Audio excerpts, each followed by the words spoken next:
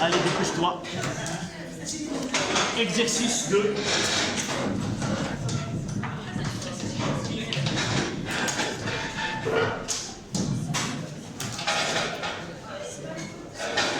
Ça y est. Tu l'as lu? Non, non, c'est pas lire. Faut prendre connaissance de l'exercice. Tu n'étais pas là.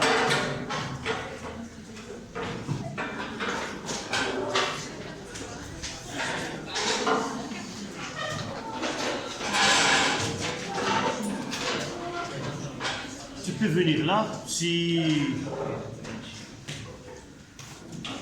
n'y a aucun problème pour voir le tableau est bien. Ça y est, on commence. Donc j'ai dit l'exercice 2. J'ai perdu les lunettes la dernière séance, non, vous, la même matinée. Et les autres, je les ai oubliés. Donc, essayez de me corriger, c'est fait de faute de lecture. Donc, l'exercice 2. On réalise l'oxydation des ions iodures. Nous avons déjà commencé, mais je ne peux pas passer directement à la question 3.2 ou quelque chose comme ça. Donc, c'est une réaction d'oxydoréduction entre les ions iodures et les ions peroxo de sulfate, S2O8 2-. Cette réaction lente et totale, mise en jeu le couple oxydant-réducteur U2 sur I- et S2O8 2- sur SO4 2-. Établir l'équation bilan de cette réaction chimique. Donc, nous l'avons déjà fait. On le fait rapidement. Donc, nous avons les ions iodures dans l'iode plus 2 électrons. Ces ions iodures, je suis sûr qu'à partir de cette séance, je vais garder ton prénom. Ibrahim. Ibrahim, il suffit de parler pour des questions. Mais parler avec les autres. On parlait de la concentration. Non, tu suis ce que je fais. Je suis le metteur en scène de cette séance. D'accord? C'est moi qui décide les règles du jeu. Donc, je ne vais pas commencer 3-2. On va revoir, mais d'une façon qui est un peu rapide. Donc, les ions iodures avec les ions S2O8 2-. Le conjugué, c'est les ions sulfate SO4 2-. Et nous avons dit là C2. Là, il y a un excès de 4, excès de 2, donc je dois ajouter des électrons. Et pour avoir l'équation d'oxydoréduction, il suffit de faire la somme des deux, parce que le nombre d'électrons, si vous voulez, le nombre d'électrons transférés, c'est le même, c'est 2. Donc 2 I- plus S2O8 2- nous donne I2 plus 2 SO4 2-.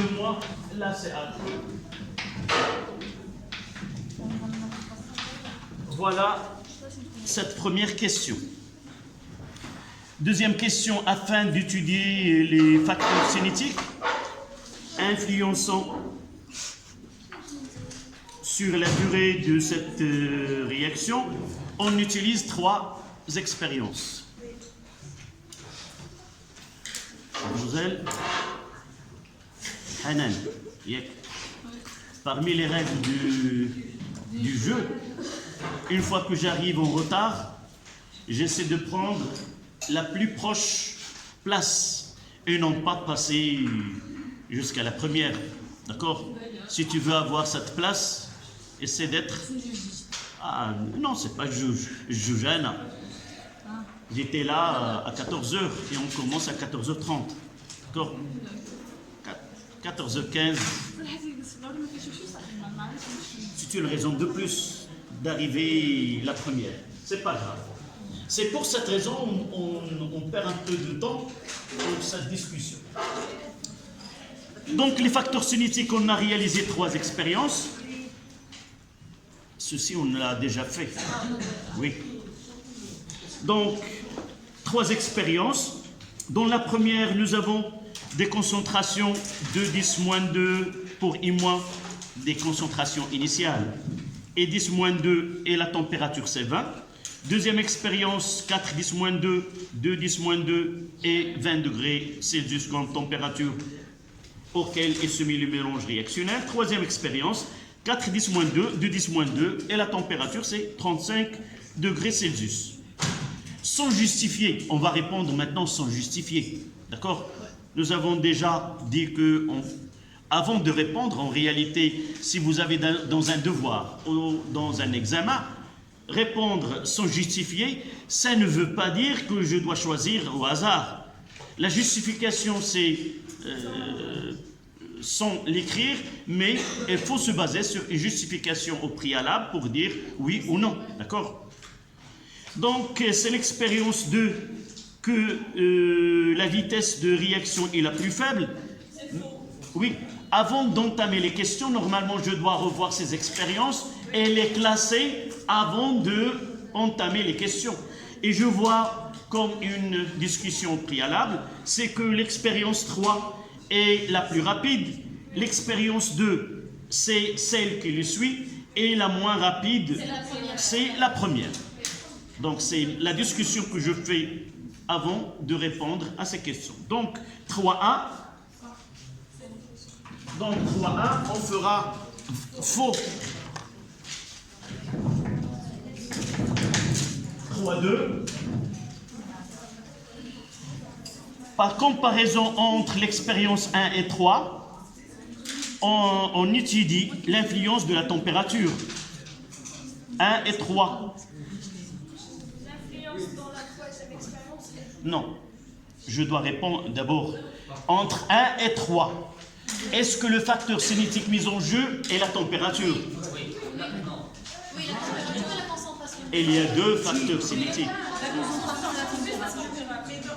Donc si, pour dire oui, s'il vous plaît, je reprends. Pour dire oui, il faut que la question soit les facteurs cinétiques mis en jeu au cours d'expériences 1 et 3 sont la température et la concentration initiale. Vous allez dire oui, mais là uniquement la température. C'est faux. Même si un facteur est mis en jeu, d'abord une chose que vous devez connaître. En physique ou en chimie, si nous voulons mettre en évidence l'influence d'une grandeur donnée, il faut que cette grandeur-là soit la seule qui varie au cours de cette étude. Jamais on fera la variation de 2 grandeurs en même temps. Parce que la loi à laquelle on veut aboutir ou établir, on ne voit pas lequel qui a l'influence. Peut-être qu'il y aurait un seul sans que... D'accord? Donc, dans ce cas-là... Oui.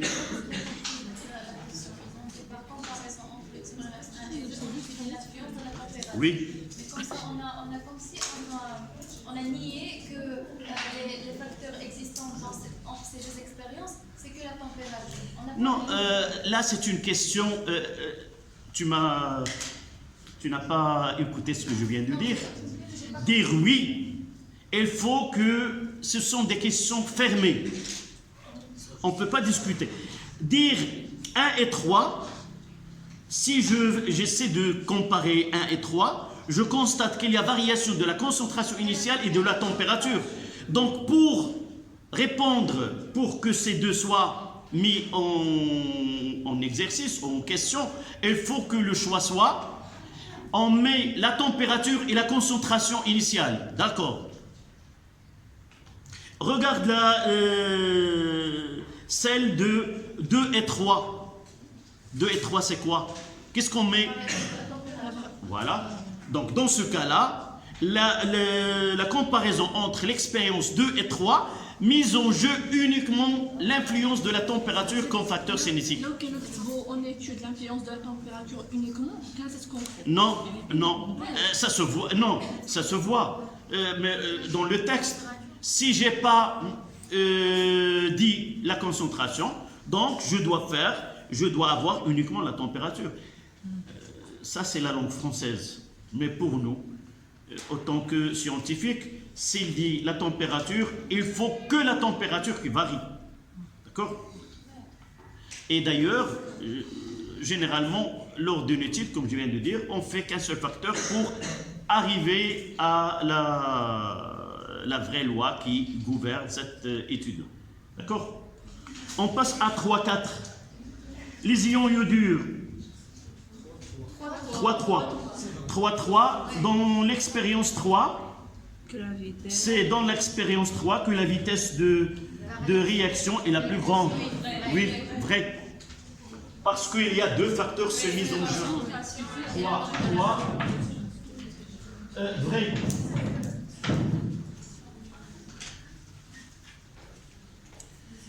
Donc, pour la question 3-4, la question 3-4, les ions iodures sont en excès, toujours sont en excès dans les 3 cas. Donc, sont toujours, donc j'ai 3 expériences. Ils n'ont pas dit sont toujours en excès dans l'expérience telle. D'accord? c'est-à-dire فوقاش on excès Non, c'est une proposition que tu dois vérifier, c'est vraiment les ions iodures sont toujours en excès dans les 3 expériences. Oui. c'est-à-dire حنا عندنا on excès كيكون غير اش دوزو اش بلس اذا كانت في بعض الحالات Non, non.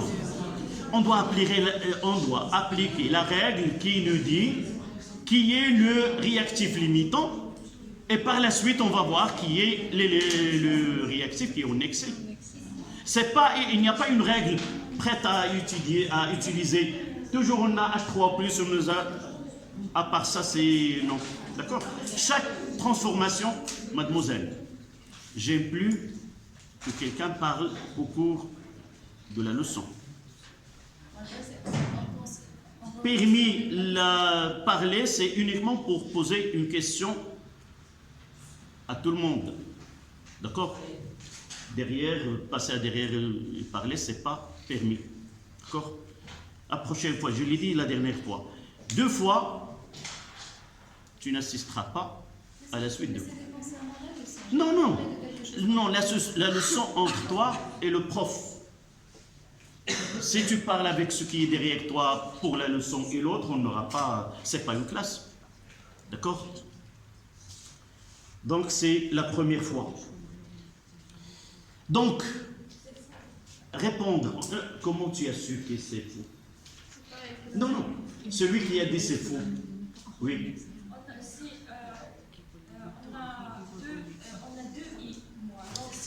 Donc, on est obligé de passer par là. Donc là, je vais noter c'est C1V1, c'est la concentration initiale fois le volume V1. Et ils nous ont donné le même volume. Est-ce qu'ils nous ont donné le volume? Non. Donc nous n'avons que la concentration initiale. Oui. Donc cette question nécessite, qu'est-ce qu'on va faire? On va répondre d'une façon théorique et on va voir par la suite. Donc là ça sera C1V1 moins 2x. Et pour le S2O8 de moi, c'est C2V2 moins x. Et je vais mettre max et la max. Donc, je vais essayer d'utiliser x max est égal à C1V1 sur 2 ou C2V2, je vais mettre est égal à 0. C2V2 est égal à x max. Mettre est égal à 0 pour déterminer x max. Si les ions iodures, je vais par la suite comparer x max, si vous voulez, 1 et x max 2. Celui qui a la plus petite valeur, c'est le limitant. Et celui qui a la plus grande valeur, c'est celui qui est en excès. D'accord? Donc, soit, oui, Ici, on aura. واخا عييت ما غادي واخا عييت نوقف ونقول اسكو il y a des questions d'accord Ici, c'est دائما les questions qui on aura la même. Oui. On aura la même valeur. la même valeur. Si nous prenons le même volume, on va voir le calcul là. Oui, non, on n'a pas. Donc, normalement, on doit avoir. Donc, si il y a une phrase où on utilise des volumes égaux, d'accord? Si on utilise des volumes égaux, on va essayer de déterminer lequel. Si V1 est égal à V2, on va essayer de faire x1, xn1 sur xn2, ça sera quoi? C'est C1, V1 sur 2, le tout sur C2, V2. On va simplifier par V1 et ça donne C1 sur 2, C2. D'accord? Et de là, si supérieur à 1, ça sera x1 qui est la plus grande, c'est-à-dire I moins, ça sera celui qui est en excès. Si le plus petit, ça sera celui qui est limitant. Oui. On aura 1. On aura 1. Dans tous les cas. Oui, dans tous les cas. Dans tous les cas, 1. لا استاذ ماشي ما يجيبش بثلاثه ديال On va faire les calculs. On va faire les calculs. On n'a pas un problème. Donc pour l'expérience 1. Expérience 1. Ce rapport, comment il est égal à 1. On va mettre le rapport xn1 sur xn2 est égal à 1. Expérience 2. Ce rapport xn1 sur xn2 est égal combien?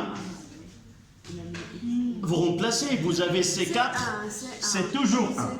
Voilà. Et même l'expérience 3. Ce rapport xn1 sur xn2 est égal à 1. Écoute maintenant. Soit, si nous avons pris le choix que nous avons mélangé deux volumes identiques de iodure de potassium avec l'autre solution, nous arrivons à avoir xn1 est égal à xn2. Ça veut dire quoi? Dans ce cas-là, le mélange, comment il est?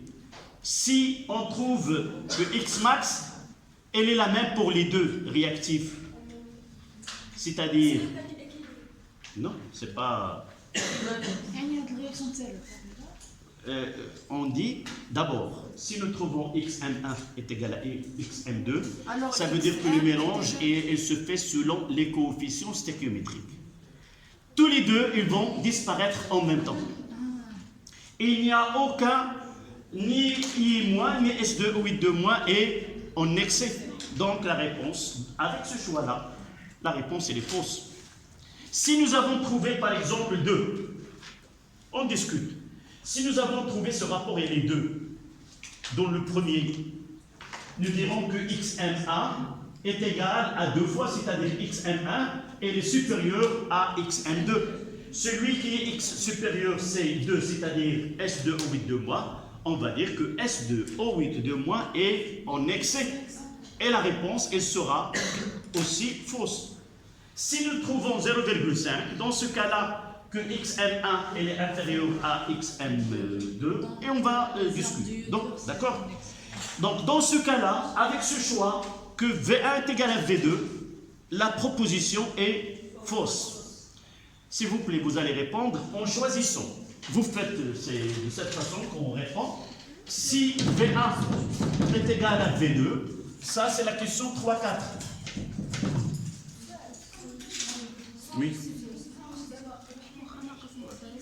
ومن قبيله وانا كنهضر ما فهمتيش لا شنو قال الله عاود لي شنو سمعتي بعدا بلاتي منين بديت نجاوب شنو اقترحت Ils n'ont rien donné comme relation entre V1 et V2. Nous devons répondre, si nous voulons répondre à cette question et si vous voulez répondre une autre fois lorsqu'on vous donne V1 et V2, on va faire ce travail-là. D'abord, on a choisi comme V1 est égal à V2, on va répondre à la question. Dire est-ce que les ions iodures sont toujours en excès? Pour répondre à cette question, qu'est-ce qu'on doit faire? On doit chercher X max de réactif 1 et X max de réactif 2, c'est-à-dire en quelque sorte, on va essayer de chercher ce qu'on appelle le réactif limitant. Le réactif limitant, c'est celui qui nous donne un X max qui est plus petit. Pour notre question, dire qu'un réactif est en excès, c'est celui qui a X max plus grand. C'est à l'encontre de ce que nous faisons avant. Toujours dans la question déterminer le réactif limitant, on cherche X max le plus petit. Mais dans cette question, ils nous ont dit, n'est pas chercher le réactif limitant, mais celui qui est en excès. Tu as compris maintenant ou pas? قولها بالدارجة ولا بالعربية؟ عندي متفاعلان. Et moi, c'est pas pour toi, mais pour tout le monde. عندي متفاعلان. Et moi, وأس جوج أوسي أو 8 جوج ناقص. عادة ما كتطرح علي السؤال، حدد المتفاعل المحد. إذا مني كيطلبوا مني المتفاعل المحد، تخدينا العادة أننا نبحثوا على إكس ماكس التقدم القصوي، والأصغر اللي كيعطيني التقدم الأصغر هو المحد. هذا السؤال هذا اللي طرحوه دابا الآن ما كيتطرحش عادة، عطاونا العكس ديالو. عوض ما يقول لي حدد المتفاعل المحد، قالوا لي واش في هذا لا اقتراح في هذه التجارب ايونات ايموا هي ايونات موجوده بوفره. اذا غادي نقول الا كانت موجوده بوفره كيخصني نبحثها هي مع بينها وبين النوع الاخر شكون هو المحد وشكون هو الغير المحد. الا كان هذا هو ماشي هو المحد ففعلا راه بوفره. هادشي اللي درنا. علاش؟ عرفتي علاش؟ بلا ما نحسب الا قلت الاكبر ملي كندير النسبه si je fais le rapport, si je trouve supérieur à 1, ça veut dire quoi? Que x1 est supérieur à x2 et je peux conclure sans passer par les calculs numériques. C'est ça ton problème. Donc, dans certains cas, ah oui, non, elle ne peut pas donner 0. Donc, il peut donner une valeur soit supérieure à 1, soit inférieure à 1. D'accord? Dans certains cas, on est obligé de faire un tel procédé sans passer par les calculs, puisque l'étude est qualitative, qui est le plus grand, le plus petit. D'accord? Voilà cette question 3-4. La dernière, c'est 3-5. La quantité finale du diode formée dans l'expérience 2 est le double de celle formée dans l'expérience 1. Oui. C'est vrai, car on a la I- dans l'expérience 2 égale 2 I- dans l'expérience 1. Donc, I2 qu'on aura de l'expérience 2 Donc, est supérieur écoute. à celui de l'expérience. Donc, si je fais là, si je complète ce tableau descriptif que j'ai fait ici, qu'est-ce que j'aurai le I2 là?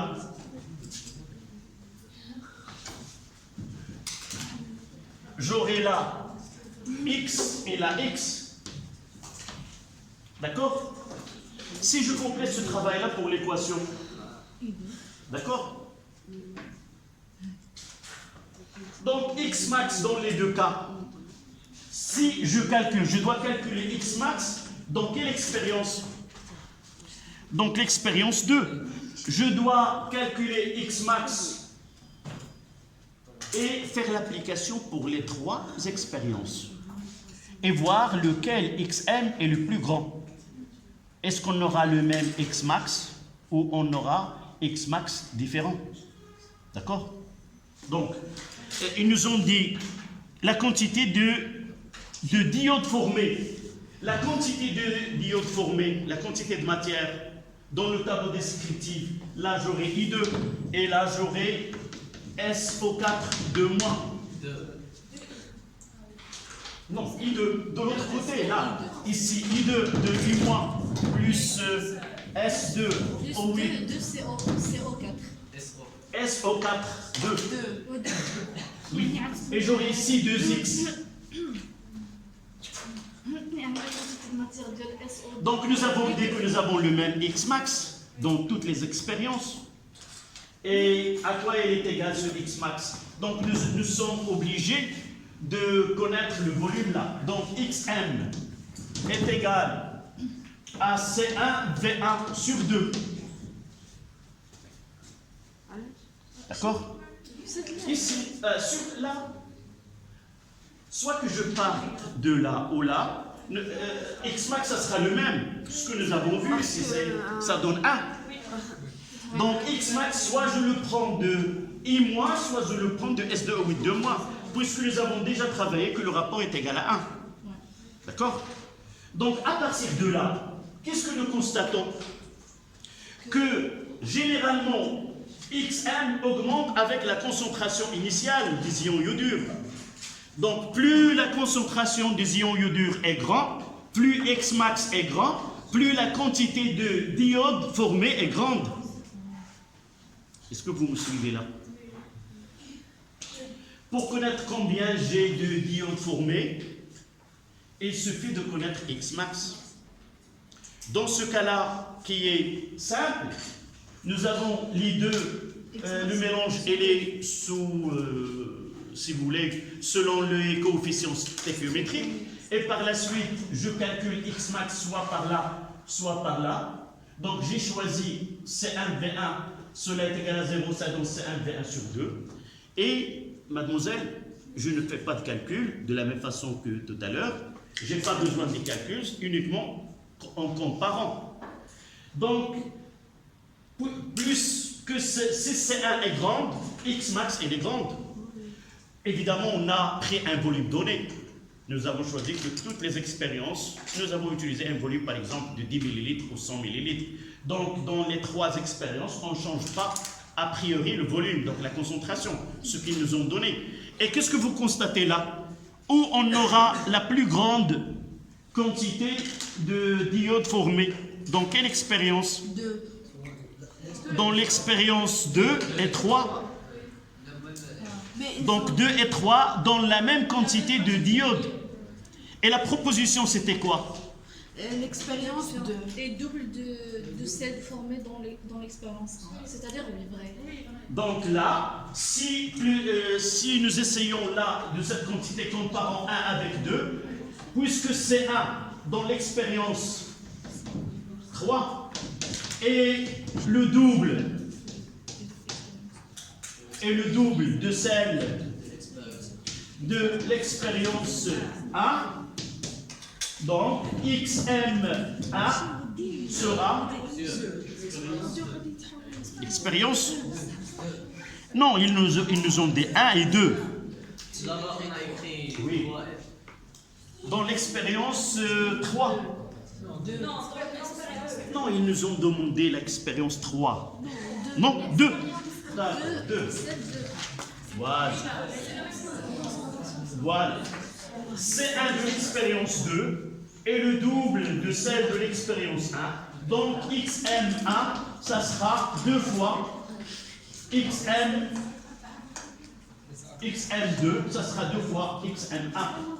Donc la proposition est vraie. Tout ce travail-là, mais il vous demande que dire vrai ou faux. Donc pensez bien, c'est pas un choix, c'est pas facile de choisir au hasard, mais il faut procéder par une justification à l'avance. D'accord? Donc on écrira quoi à la fin? C'est vrai. Donc vrai.